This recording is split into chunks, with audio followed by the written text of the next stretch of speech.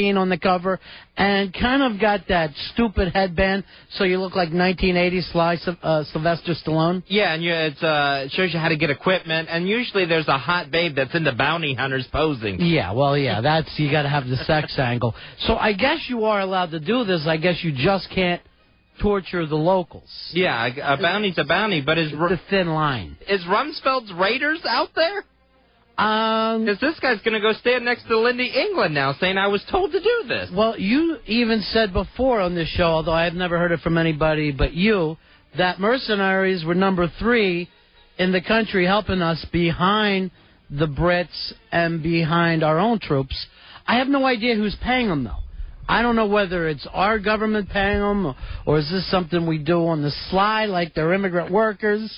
They don't get any benefits, but they do get a little cash. It would be interesting to find out, so we'll try to find an expert later on in the show tonight. The 9/11 Commission report comes out tomorrow, and Speaker Dennis Hassert says the Congress probably won't go to work on revising intelligence operations this year. Well, no, what are we waiting for? Why do we need to kick back? It sounds like we're waiting for elections to be over with. Why don't we just go with a temp service? Somebody who maybe wants to do... You know, it's not like this year is not important, what with the Olympics and 2 different conventions.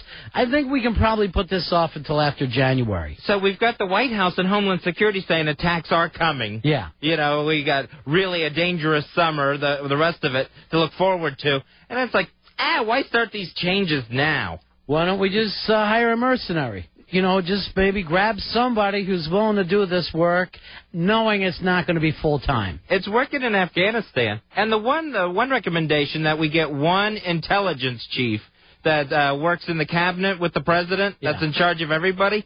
It's amazing how quickly that is like, we don't need that.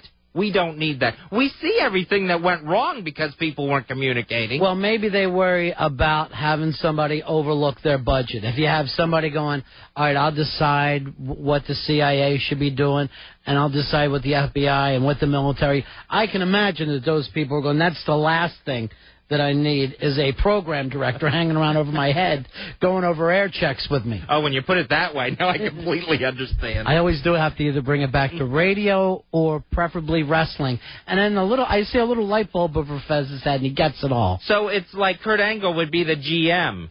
Yeah. Oh, okay. You see.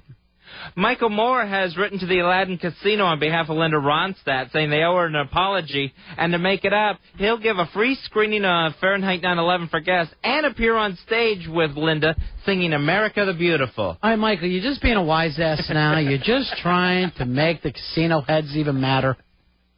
What if they said yes? Someone should take him up on one of these offers. Yeah, sure, we'd love to have you. The only problem is he'll end up in his next dumb movie.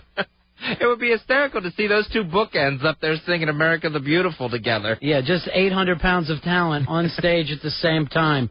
Yeah, Michael Moore gets a kick out of this. Some people, like, they get bashed or whatever, and you see that they're flustered and they want to make friends.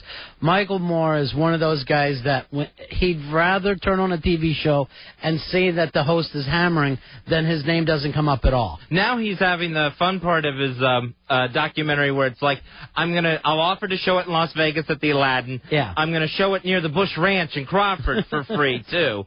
That's out there. Just to annoy. He loves to annoy.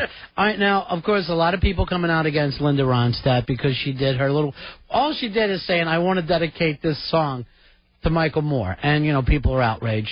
Bonnie Raitt, America's sweetheart, Fez, she got this huge pop at the Stockholm Jazz Festival when she dedicated a classic to George W. Bush. But the classic was Your Good Times Are Ending, or some crazy song like this that she does. Oh, okay. So she said, basically he's got to go. Yeah, basically that was the gimmick, like it's all coming to an end for you. Now, everybody got mad at the Dixie Chicks saying, hey, there's a war on. Why aren't those same people outraged? Because we still have a war on, and Bonnie Raitt, who, let's face it, has been around longer and probably better liked, nobody brings up a word to her. Yeah, I don't understand this unless it's still going to take time to filter over from Sweden. Well, but the Dixie Chicks, that was instantly. Yeah, that was that second. That's when people were a little more hot under the collar. I think also we're at the point where a lot of people who were hot under the collar then and America First, they're now saying, well, maybe we didn't make the right moves back then. I wonder if the other two, like the Dixie Chicks, easier target because they're young and they're starting out.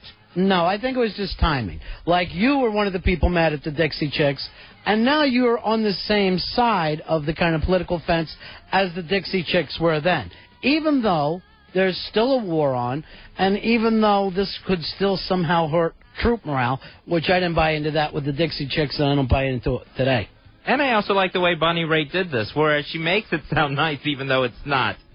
Yeah, and again, this is another one of those cases, Fez, where, just like the Dixie Chicks, she's in a foreign country. Remember, that was a lot of things that people, well, I don't mind free speech, but it should be on American soil, which it really is the most ridiculous thing of, yes, you can say anything you want in your room, but don't say it outside. It's the free speech zone in Boston. No, it's more like the pedophile thing at home. Hey, you can talk about it here at the house, but you can't mention it in the neighborhood.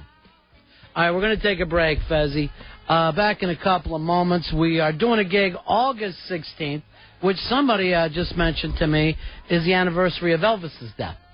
Oh, so that's a coincidence. That was not intentional, I think. So it's August 12th is when we're doing this. Oh, somebody told me it was the 16th. Thursday, August 12th, right, J-Dubs? All right, Elfish, never write to me again. You make no sense whatsoever. So we'll be at Dave & Buster's in Bethesda, Maryland at the White Flint Mall. Second annual pool party, billiards tournament going on. Plus, we'll have Don the Hypnotist from HypnoticTouch.com entertaining. We'll take a break. It's the Ron and Fez Show.